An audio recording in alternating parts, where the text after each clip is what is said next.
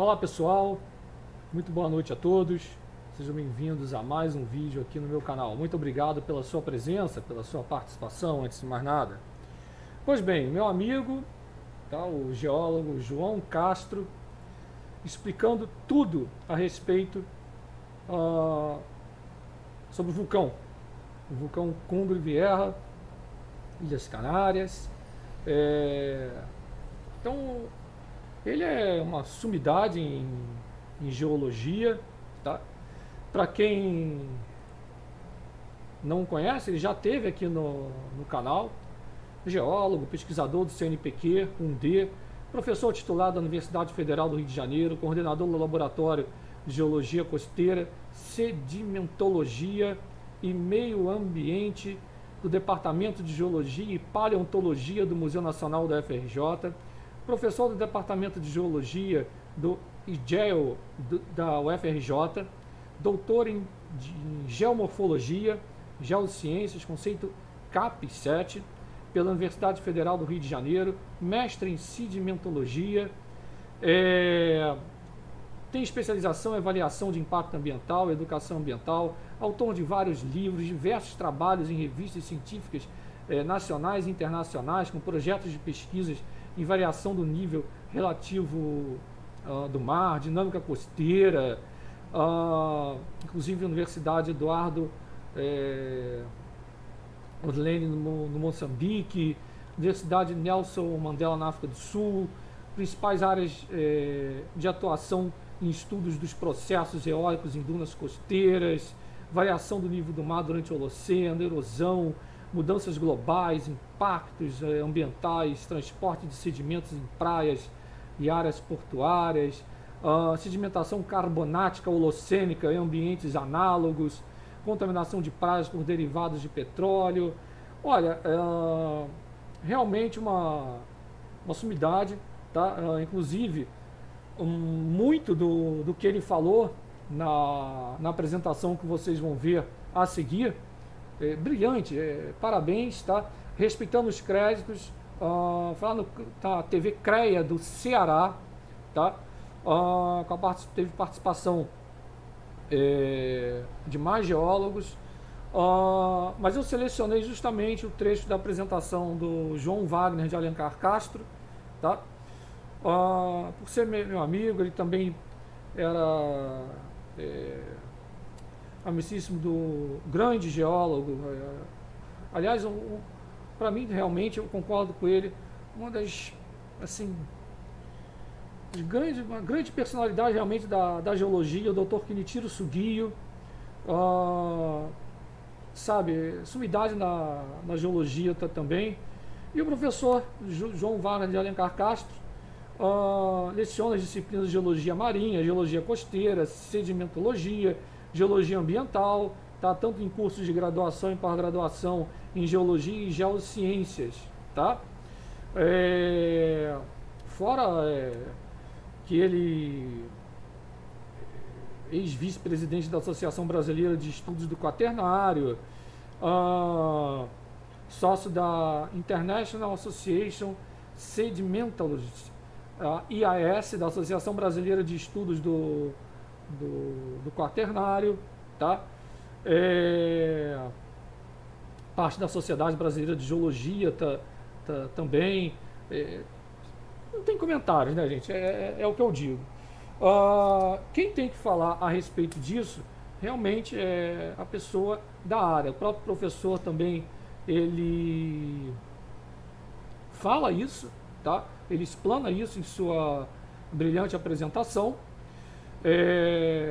Quem tem que ser procurado são geólogos, né? Geólogos, ou no mínimo pessoas que tenham a geologia no seu currículo, tá? No caso, as ciências biológicas tem, né, geógrafos e etc. E não como certos palpiteiros e aventureiros vieram a público aí, e grandes plataformas de redes sociais não fizeram absolutamente nada. Então, para tirar todas as dúvidas, respeitando os créditos, antes de mais nada, parabéns mesmo. pela brilhante iniciativa lá do CREA do Ceará,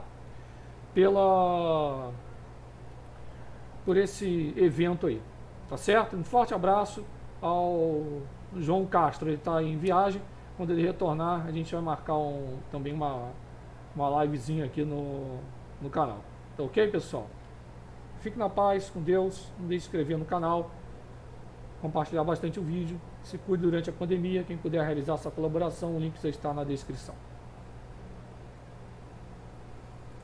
De repercussão nacional, em função das manifestações vulcânicas que estão ocorrendo nas Ilhas Canárias, particularmente em La Palma, e as repercussões, quais são as repercussões, quais são os impactos ambientais dessas manifestações vulcânicas no ambiente costeiro.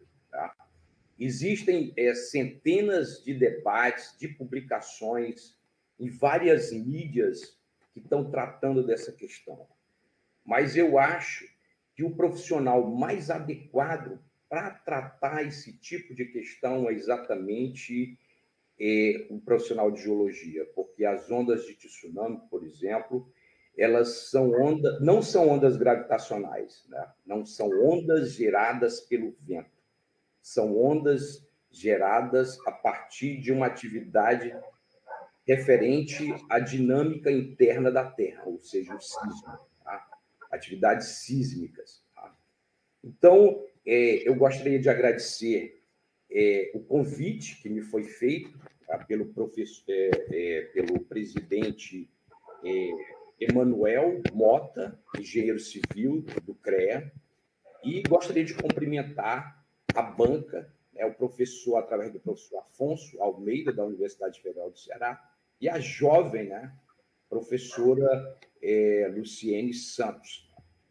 Então, se vocês me permitem, esse tipo de apresentação, ele requer o tipo de trabalho que eu apresento. Eu gosto de fazer uma pequena apresentação através de PowerPoint para mostrar graficamente tendências, de forma que o ouvinte, da TV CREA, ele possa entender perfeitamente e tirar todas as suas dúvidas em relação à possibilidade de um evento, de um tsunami, atingir a costa, o litoral norte do Brasil. Tá?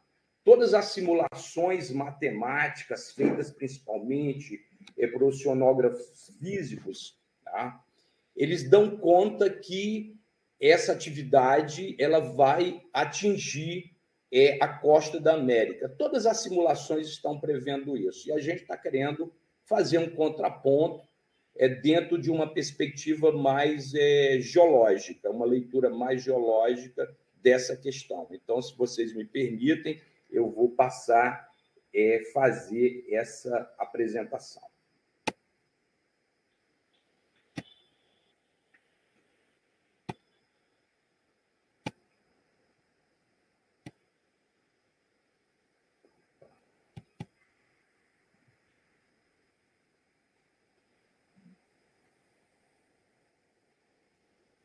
Primeiramente, que o tema é bastante interessante, vai tratar da questão de vulcanismos e tsunamis, envolvendo riscos, riscos geológicos para a costa do Nordeste do Brasil.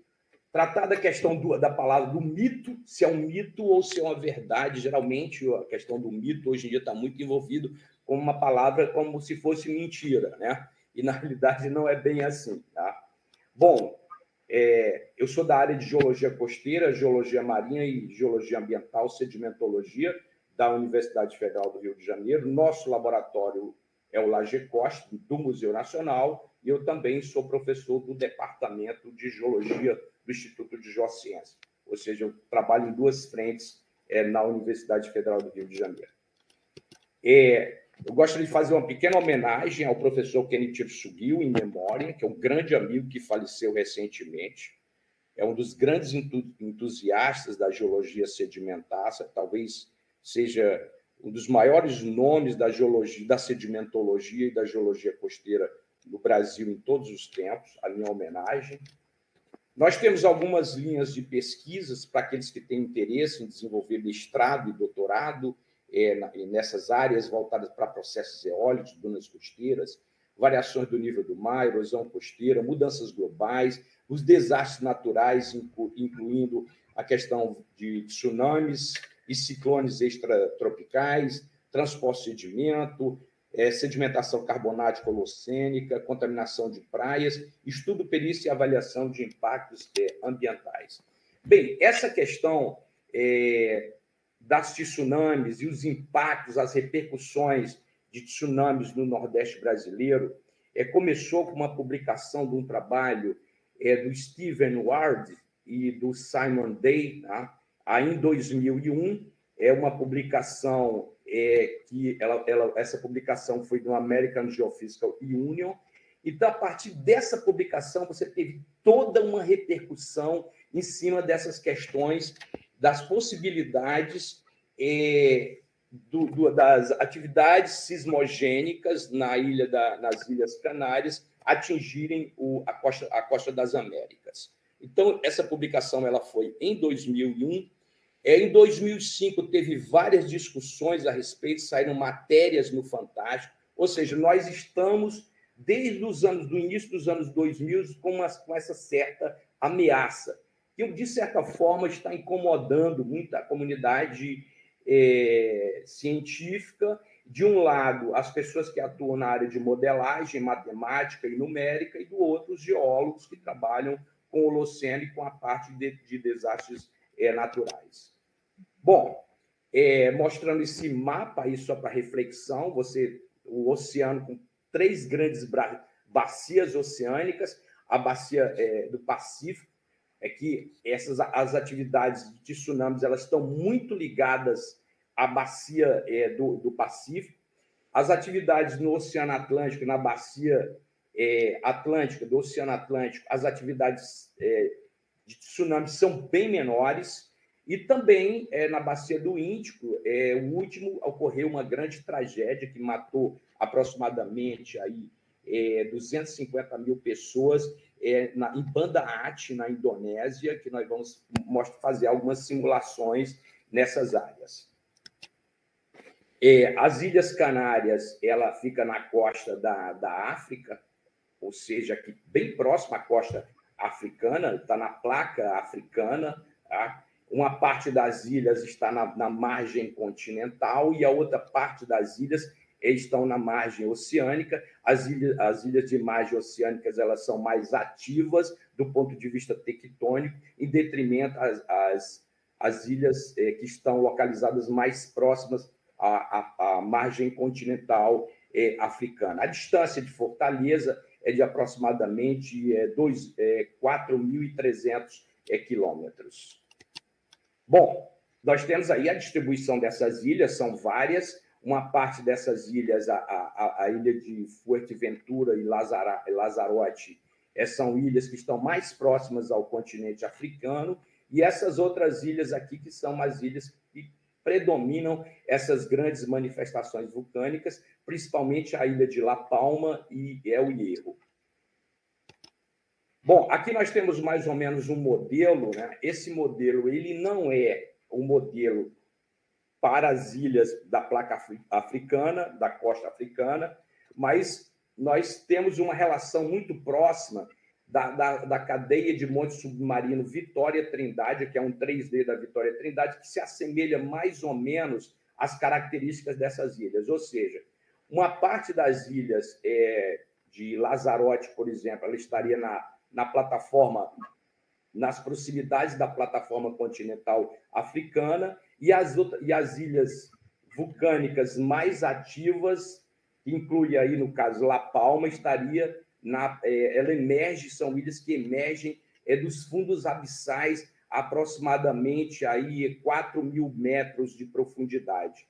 Então, essa figura menor, nós estamos mostrando aqui, por exemplo, a espessura da crosta continental, e aqui depois nós temos uma pequena espessura da crosta oceânica. Então, sugere que a maioria das ilhas do mundo inteiro são ilhas predominantemente vulcânicas, né? Uma grande parte, as que são sismicamente em atividades sísmicas estão muito associadas à planície abissal, à crosta oceânica.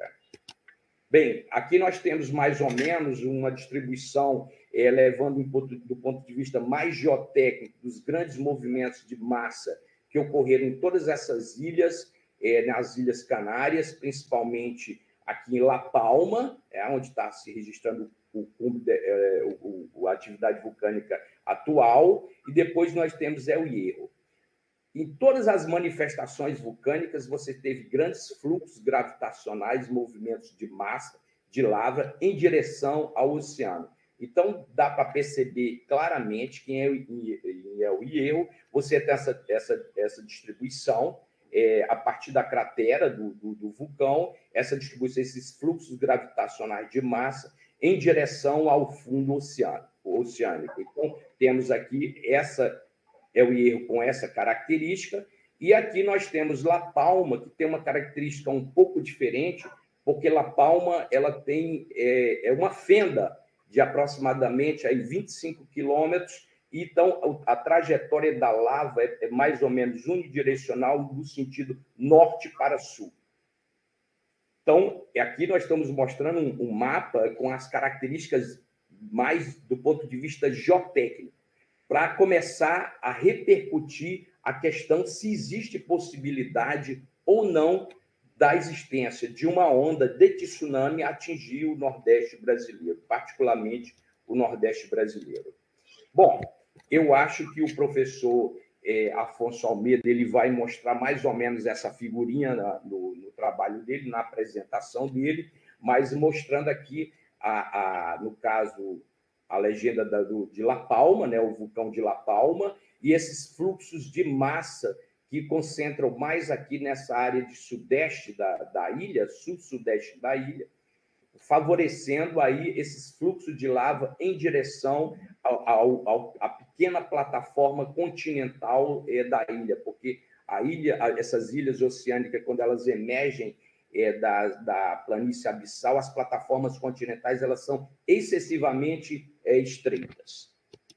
Bom, o Cumbre Vieja, né, que é o que se está tratando, né, é o vulcão da moda em toda a mídia mundial, e no Brasil não poderia ser diferente, né? Ele é uma estrutura vulcânica que foi reativada há 123 mil anos CAU-AP, ou seja, é um vulcão excessivamente recente do ponto de vista geológico, ele é do final do Pleistoceno, e essa reativação, né, foi desenvolvida através de uma fenda norte-sul, com essa extensão que eu falei anteriormente, de 21 quilômetros de extensão. Analisando essas questões, nós temos que lembrar o seguinte, que durante esse período, essa região foi palco de 6 erupções históricas em 500 anos, e nessa ilha, as duas últimas foi as duas últimas no século XX, ou seja, em 1949, 71 e agora em 2001. Então, essas atividades, elas de 3 ficaram muito próximas umas das outras. Bom, o deslizamento, né, de tsunamis, né, da formação de um depósito de tsunami, aqui você tem a cratera do vulcão e o fluxo de avalanche de lava em direção ao fundo do oceano. Nesse lado aqui, nós vamos ter que, historicamente, você tem esses registros desses fluxos de massa, fluxos gravitacionais de avalanches que estão sendo depositados no fundo oceânico. Acontece que a primeira pergunta que se faz de cara é dizer assim, professor, por que esses fluxos eles não geraram de cara uma tsunami? Por que nós não encontramos até o presente momento depósito de tsunamis na costa do Nordeste do Brasil? Nós temos alguns registros históricos, mas nós não temos nenhum registro anterior desses eventos. É simples, os estudos de sonar, eles sugerem que esses fluxos gravitacionais, eles ficaram mais ou menos num raio de 100 quilômetros, tá? Em torno dessas ilhas. Tá? Então, esses fluxos gravitacionais de massa, eles foram incapazes de gerar é um fluxo muito maior, com milhares de toneladas de material envolvido para gerar essa onda de tsunami. Aqui nós temos mais um modelinho, um exemplo, né, desses fluxos gravitacionais de massa. É claro que são ilhas vulcânicas, o relevo é extremamente... são relevos pontiagudos, mas em função da gravidade e altura, né, a altimetria dos cones vulcânicos favorecem, de certa forma, esses fluxos gravitacionais de massa em direção aos fundos marinhos. Então, aqui, nesse caso, essas 4 fotos, elas mostram claramente isso, da existência desses fluxos gravitacionais de massa terrosa ou de lava, em direção ao fundo marinho. Os oceanógrafos físicos, alguns eles aproveitam essa carona e, a partir daí, eles vão desenvolvem modelagens matemáticas, e, a partir dessas modelagens matemáticas, eles lançam esses modelos prognósticos dessas atividades de fluxo de massa atingir a costa das Américas, as ilhas oceânicas dos Açores, as ilhas oceânicas da Madeira e também as ilhas britânicas. Então, é muito em função desses fluxos de massa. Por que isso?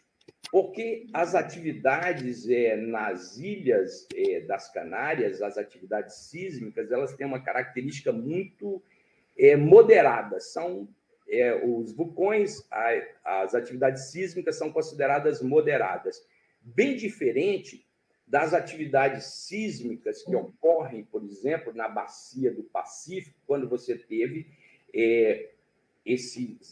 essas grandes manifestações de movimentos de massa e terremotos que geraram o grande terremoto de Sendai, no Japão, que foi responsável por grandes impactos sobre toda a indústria nuclear japonesa, causou um acidente nuclear, ou seja, as ondas de tsunamis elas são tragédias de matar milhares de pessoas e de destruir toda a infraestrutura urbana de qualquer cidade costeira, desde que essas cidades costeiras elas estejam assentadas em planícies.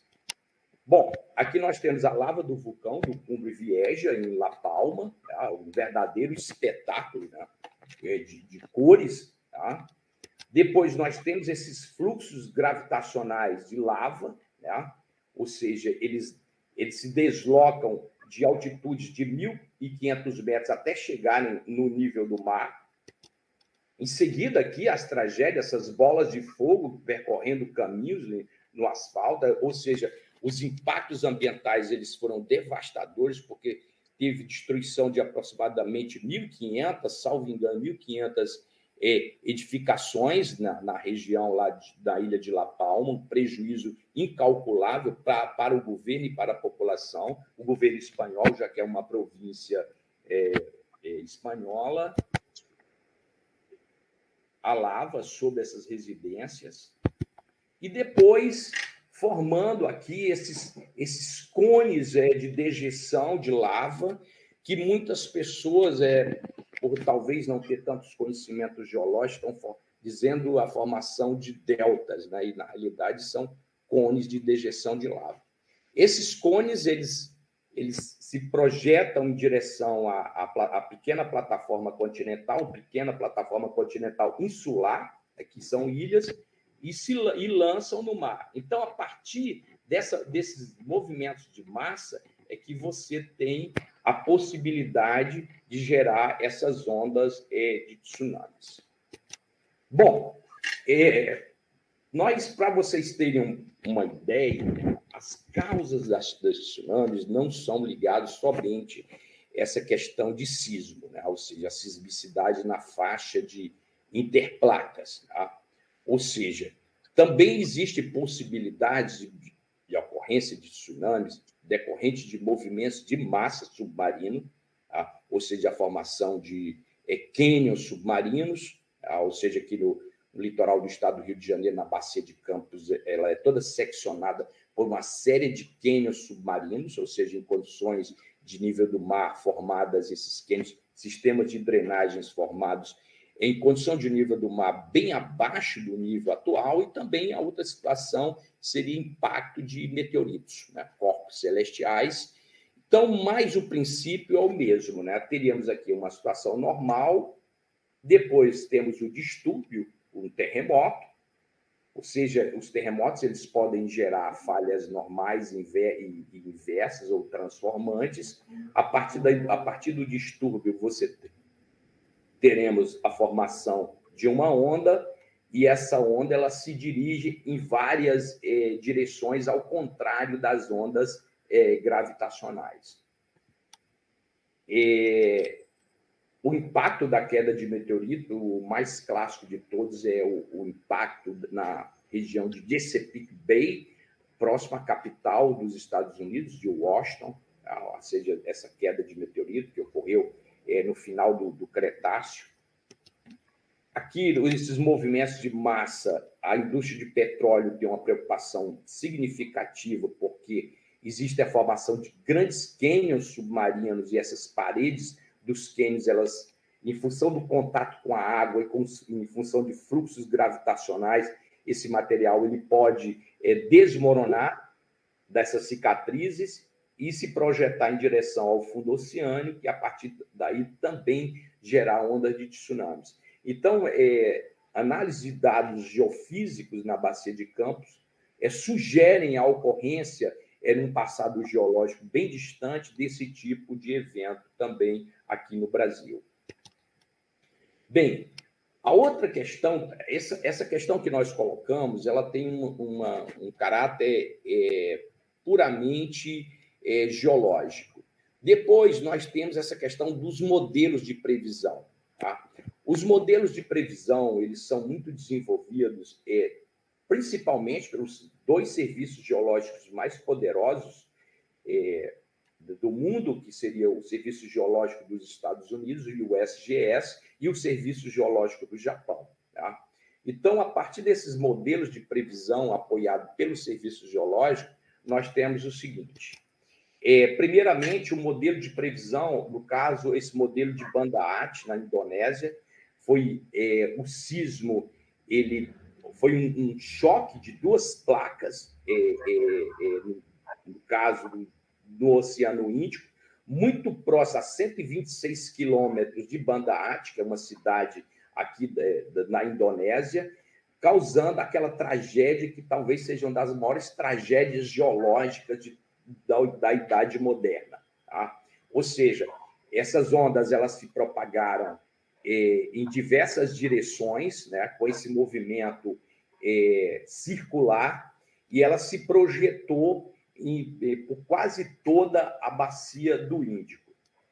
Nessa projeção, ela atingiu as praias das Ilhas Maldivas, ela atingiu as praias do Sri Lanka, aqui da Birmânia, né, a antiga Birmânia, da Tailândia, os balneários da Tailândia, a costa africana, a Madagascar exerceu uma zona de sombra sobre a costa de Moçambique, e na South África, na África do Sul, com mortes em toda essa região, e depois de 36 horas, essas ondas elas atingiram a Baía de Guanabara, aqui no Rio de Janeiro, causando um processo de erosão.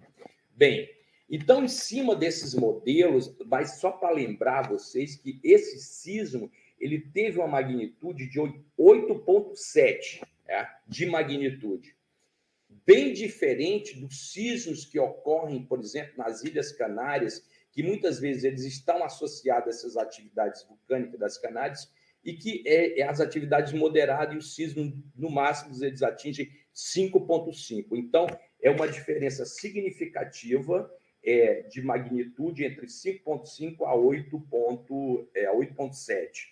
Então, os modelos, às vezes, eles funcionam muito bem para esses casos de sismos muito elevados, mas em sismos com essas magnitudes mais moderadas, os modelos talvez eles não funcionem tão bem. Né?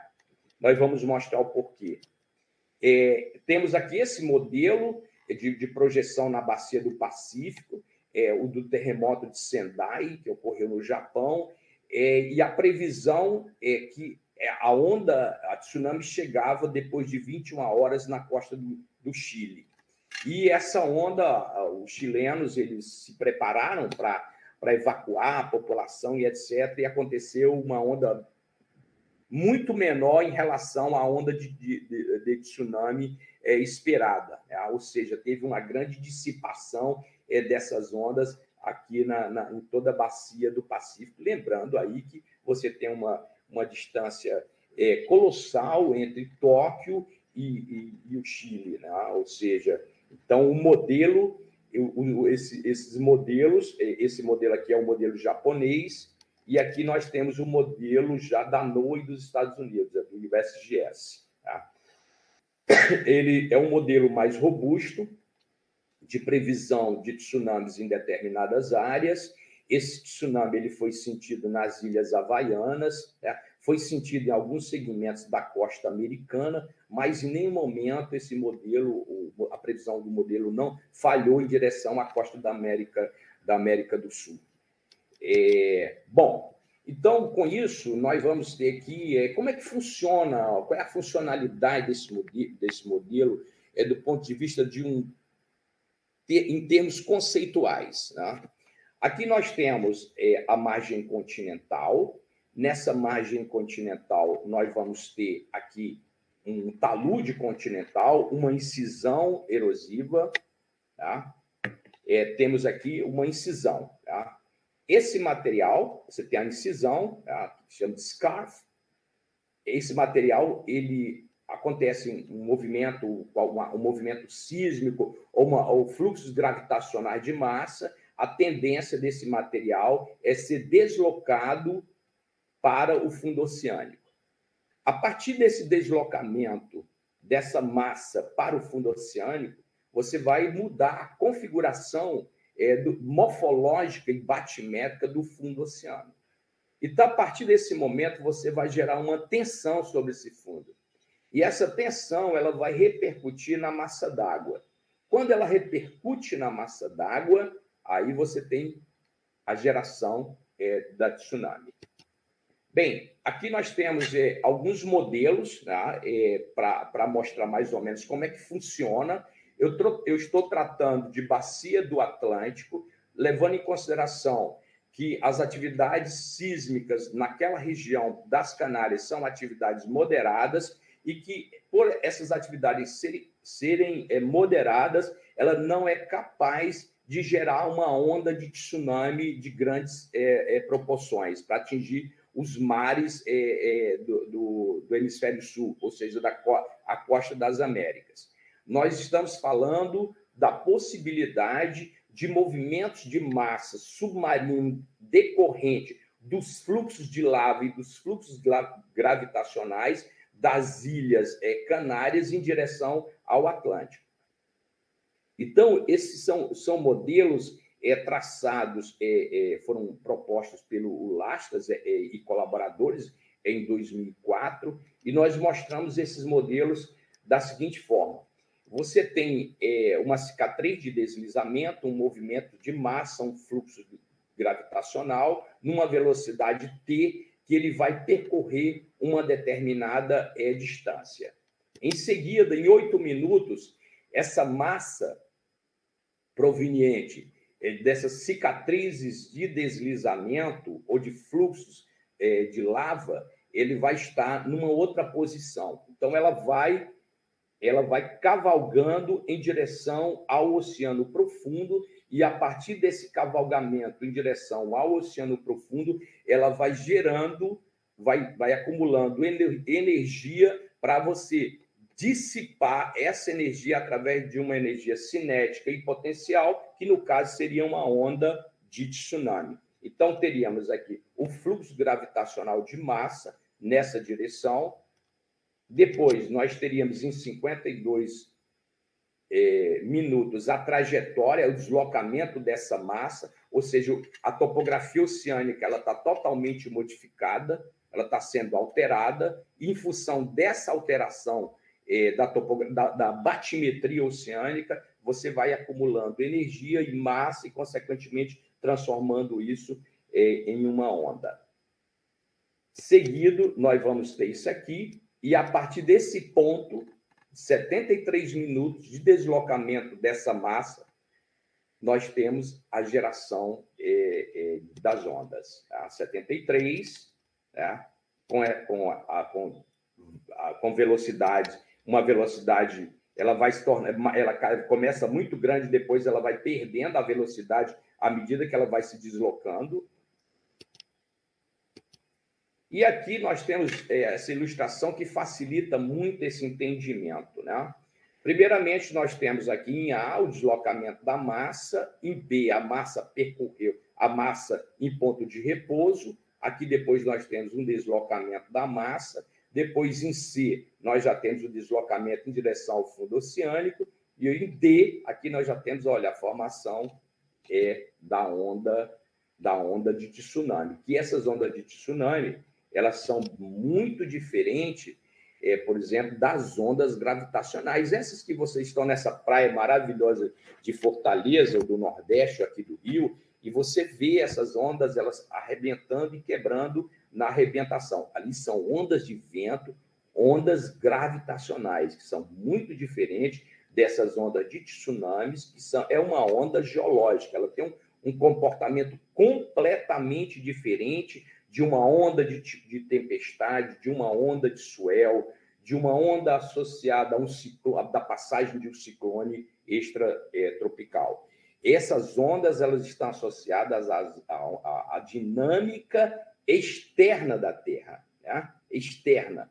E essas ondas de tsunamis, elas estão ligadas à dinâmica interna da Terra. São diferentes, portanto, muito diferente, o raciocínio é completamente diferente. Bom, então, o potencial e as características da tsunami, você vai ter um grande volume remobilizado, como eu mostrei nos slides anteriores. Você vai ter uma aceleração inicial e uma velocidade máxima em direção ao oceano profundo. E temos também a longitude do deslizamento, que essa longitude do deslizamento é em função de lambda. O lambda seria o comprimento de onda e o HS seria a altura da onda significativa. Lembrando que parte da energia potencial liberada pelos deslizamentos ele se converte em energia da onda. Então, sendo assim, a máxima aceleração do tsunami geralmente se correlaciona com o produto do volume do deslizamento, ou seja, quanto maior for o produto do volume do deslizamento, tá? Maior é a tsunami dividido pela velocidade da onda ao quadrado. Então, isso aí são princípios da mecânica das ondas, que quem trabalha com física, com mecânica das ondas, vai saber isso muito bem. Tá? Bom, o que chama atenção nesse caso seria essas equações, né, várias publicações científicas que sugerem a possibilidade de ondas de tsunami atingirem a costa do Brasil, a costa do Nordeste, toda a costa do norte brasileiro. Na realidade, é isso. Tá? São vários artigos que tratam dessa questão. Até mesmo o Serviço Geológico Americano ele dá importância a essas informações. Tá? Ou seja, porque, vejam bem, uma das coisas que deixa o profissional mais confortável em relação a essa análise é que o único tsunami que ocorreu na bacia do Atlântico, o último, foi em 1775, associado ao terremoto de Lisboa, e que teve grandes impactos, ondas de tsunamis amplamente documentadas na costa do Marrocos, na costa da Espanha, na costa de Portugal e nas Ilhas Britânicas. Tá? Mas pouco conhecido e pouco estudado na costa do Nordeste do Brasil. Ou seja, nós ainda não temos nenhum tipo de trabalho, nenhum tipo de pesquisa que leva a informação concreta, geológica, de depósito de tsunamis no litoral, por exemplo, na costa do Ceará, que é uma costa holocênica, caracterizada por planícies costeiras e os sistemas de dunas. Nós não temos esses registros. O que se tem de registros são registros, é um registro histórico, né? Esse registro histórico ele foi documentado num trabalho de um colega nosso da UERJ, do professor Dourado, que ele fez um levantamento histórico, e a partir desse levantamento histórico ele sugeriu a possibilidade da ocorrência de uma tsunami no litoral de Pernambuco e no litoral da Paraíba, e não no litoral do Nordeste brasileiro. Ou seja, a costa do Nordeste brasileiro está totalmente voltada para o Atlântico Norte. A costa do Atlântico do Nordeste brasileiro, as ondas que são geradas, ondas gravitacionais geradas na Inglaterra, nas Ilhas Britânicas, elas atingem e causam espetáculos fabulosos nas praias de Fortaleza, principalmente ali na praia dos Diários, que os cearenses chamam de as grandes ressacas, que tem um tempo aí, são 3, 4 ressacas por ano. Então, aquelas ondas ali não são nada a ver com a maré, são ondas gravitacionais. Mas nós não temos registros de depósitos de tsunamis em Fortaleza. Bem, então, aqui nós temos essa simulação do Hard and Day de 2001, que ele coloca claramente, né, a possibilidade da ocorrência de ondas de tsunamis atingirem em cheio a costa do Nordeste brasileiro, Norte e Nordeste brasileiro. A situação aqui nós temos, por exemplo, as Ilhas Canárias, La Palma, como por exemplo, 2 minutos após uma atividade sísmica ou um grande movimento de massa. Em B, nós vamos ter essa característica circular, né? Ou seja, bem diferente das ondas gravitacionais, que elas obedecem à direção do vento, né? No caso, as ondas de tsunami, elas não seguem essa questão padrão de incidência de fluxos gravitacionais. Depois, no caso, 30 minutos, ela já atinge as outras ilhas canárias, tipo Tenerife, como por exemplo. Em 15 minutos, ela também começa a viajar em direção à Ilha da Madeira. No caso, 30 minutos, eu falei, desculpa, ali 10 minutos, agora 30 minutos e agora, atingindo a Madeira. Tá? Depois, em 1 hora, atinge a costa do Saara Ocidental e a costa do Marrocos. Em seguida, começa a viajar pelo oceano, atingindo o arquipélago, por exemplo, nosso arquipélago de São Pedro e São Paulo. Tá? E depois de 6 horas, o modelo sugere atingir a costa do Nordeste, as cidades de Natal, Fortaleza, Parnaíba, a cidade de São Luís do Maranhão, Amapá e Belém do Pará. O modelinho, né, dando um zoom nesse modelo, ou quais seriam as áreas mais atingidas, eu pegaria toda a costa do Nordeste em cheio e depois se dissiparia, atingiria muito pouco a costa da Venezuela e da Colômbia, muito menos, tá? Passando aqui pela uma parte do Caribe, uma pequena parte das ilhas caribenhas, e atingindo aqui o litoral já do Canadá, a costa do Quebec, né? mais ou menos aqui no Canadá. Então, esse seria o comportamento de 6 horas. Isso nessas simulações feitas em 2001. Tá? Aqui nós temos esse zoom, né, destacando aqui essas áreas desse trabalho de 2001, que serviu para despertar essas questões, para discutir, para a comunidade discutir. Eu acho muito importante esse tipo de informação. Tá? E vamos agora partir do princípio que essas atividades, essas atividades sismogênicas, elas atingissem mais ou menos a costa do Nordeste brasileiro.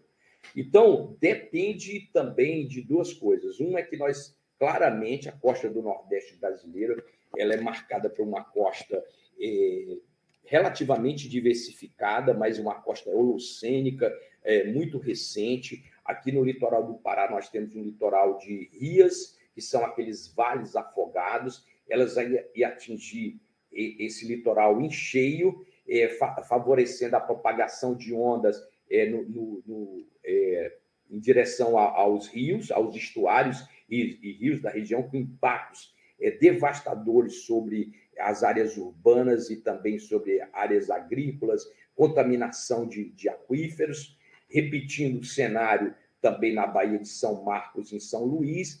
Infelizmente, nós não pegamos qual seria o cenário no litoral de Fortaleza, mas nós pegamos aqui o delta do Parnaíba, né? Essa é a região do delta do Parnaíba, com a projeção de uma onda. Vamos aí, depois a gente coloca os valores dessas ondas para a gente perceber. Existe diferença, a costa vai responder de forma diferenciada tudo isso. E depois o litoral do Ceará varrendo toda a região do Vale do Acaraú, aqui no norte, pegando a Jericoacoara, tanto que saiu uma matéria na super interessante de 2005, já prevendo a chegada de uma onda gigante no Ceará e destruindo completamente a vila de Jericoacoara, obviamente, mas destruindo todos os campos de dunas de Jericoacoara. E isso, na realidade, as dunas elas funcionam mais ou menos como se fosse um tampão, tá? Ou seja, essas ondas elas se projetam muito mais em planícies, em áreas relativamente planas, em ambientes lagunares, em ambientes pantanosos. Mas as dunas e as falésias, por exemplo, da formação Barreiras no Ceará, ela atenua um pouco o problema. Ela atenua. Não, será uma tragédia? Sim, mas é um pouco atenuado esse processo em função dessas questões mais...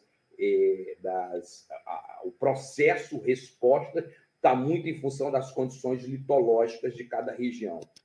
Aqui no Rio de Janeiro, né, supondo que essas atividades têm essas projeções para o Rio de Janeiro, mas essas projeções elas estão muito mais ligadas, os nossos alunos que estão me ouvindo eles sabem disso, que são muito mais ligados à passagem, por exemplo, de ciclones extratropicais. Nós trabalhamos muito com a passagem de ciclones extratropicais no Rio, com registro desses ciclones, lembrando que o litoral do Rio é uma costa muito recortada, né? Aqui dessa região aqui, quem conhece o Rio de Janeiro sabe que essa região, a partir da Baía de Sepetiba, é uma costa rochosa, sem maiores problemas, sem maiores impactos, mas aqui na cidade do Rio de Janeiro nós teremos impactos significativos, com vários alagamentos, principalmente nessas regiões do recôncavo da Baía de Guanabara. A configuração geomorfológica do terreno mudaria completamente, de uma configuração geomorfológica muito retilinizada, passaria a ser um litoral excessivamente recortado. Então, esse é o cenário para o Rio de Janeiro, no caso de maiores concentrações, por exemplo, de ciclones extratropicais. Bom, como eu falei, a costa brasileira, a essas atividades ligadas a atividades sísmicas e a passagem de ciclones, elas vão responder de forma diferenciada em função dessas questões ligadas à litologia. Bom, o caso de Fortaleza, né? Eu queria, como eu sei que tem várias pessoas, esse evento a gente dedica muito à comunidade, ao cearense, à comunidade científica do Ceará e à população do Ceará. Eu quero saudar esse tipo de evento, que ele é muito importante. Eu estava conversando com a professora Luciene ontem e ela me falou exatamente essa expectativa, né, para essa discussão. A costa de Fortaleza, ela eventualmente, ela tem problemas, as famosas ressacas, que nada mais é do que são ondas, não são ondas de vagas, são ondas swell, né? São ondas longínquas, gravitacionais, são ondas que são geradas na costa da Inglaterra, do sul da Inglaterra. Então, ela percorre milhares de quilômetros e ela encontra as batimétricas mais rasas em Fortaleza e causando esses problemas relacionados a alagamentos. É claro que Fortaleza agora passou por uma um projeto extremamente importante, um projeto de engordamento artificial de praia, bem similar ao projeto aqui do Rio de Janeiro, da praia do engordamento artificial de Copacabana. Então, esse projeto... 5 minutos. Pois não? 5 minutos. Ok, perfeito. Então, nós temos esses problemas de Fortaleza, obrigado. Problemas de alagamentos em Fortaleza, problemas de ondas gravitacionais. Aqui, uma simulação de um antitsunami para o Recife, que destruiria completamente a cidade do Recife, que é uma das cidades mais baixas do Brasil. Salvador, Rio de Janeiro. Chamar a atenção desses deslizamentos na costa da Europa e da América do Norte, ou seja, que estão amplamente conhecidos, mas na costa brasileira são muito poucos conhecidos, estudados. Esses depósitos de tsunamis, eles precisam ser mapeados no litoral do Ceará, para a gente poder saber se teve algum evento anterior, para poder fazer modelos prognósticos mais consistentes para a região. Os modelos, a chegada de ondas de tsunami, o incremento da onda, né? Ou seja, o input da onda de tsunami, ela varre as planícies costeiras. Esse material geralmente é depositado em áreas lagunares ou lagunas costeiras, próximas da costa. Aqui é uma experiência que nós tivemos. Acessem o nosso canal, que nós falamos mais ou menos sobre as atividades vulcânicas da Islândia. Tem tudo a ver com o que nós estamos falando agora. É bem atual isso. Há um programa no canal YouTube, João Castro, do programa Jô Soares. E as conclusões, né? Bem, primeiramente, para criar uma onda com comprimento, para chegar a longa distância, é necessário uma grande deformação do terreno, ou seja, um grande abalo sísmico. Ou seja, no caso das Ilhas Canárias, no caso de La Palma, não se registra grandes abalos sísmicos. A atividade sísmica ela é moderada. Então, para esse evento, não existe possibilidade nenhuma de se ter uma onda de tsunami decorrente desse evento atual, que já tem mais de um mês, o evento do Cumbre Vieja. Tá? No caso de um grande sismo, se tivesse o caso de um sismo como foi o de Banda Aceh, ou como se fosse o caso de Sendai, do Japão, as ondas, enquanto viajam pelo mar, elas perdem velocidade, mas elas ficam menores em alto mar, em comprimento. Já a altura dessa onda, ela cresce à medida que elas se aproximam da linha de costa. Tá? Então, a tsunami nada mais é do que uma onda de porto, né? Chamada onda de porto, é um termo japonês que é chamado uma onda de porto. As atividades vulcânicas e sísmicas, elas são processos cíclicos, elas sempre estão ocorrendo na Terra. Então, não temos como prever uma atividade sísmica. Porém, existe um período de recorrência, que é muito variável de local para local. Os dados geológicos a respeito do vulcão Cumbre de Vieja, de La Palma, ele aponta para deslizamentos recentes, em um contexto muito gradual, envolvendo pelo menos 6 eventos nos últimos 500 anos. Portanto, eles não podem gerar, nesse evento, ondas de tsunamis, a menos que aumentem em termos de magnitude. A magnitude do sismo associado à atividade vulcânica somada ao movimento de massa provocado pela atividade vulcânica. As ciências geológicas, ela oferece os melhores mecanismos para nós nos defendermos desses processos decorrentes da dinâmica interna e externa da Terra. Então, portanto, é muito importante esse tipo de evento você sempre ter, da melhor maneira possível, procurar um geólogo para que ele possa passar com mais segurança essas questões que eu coloquei nessa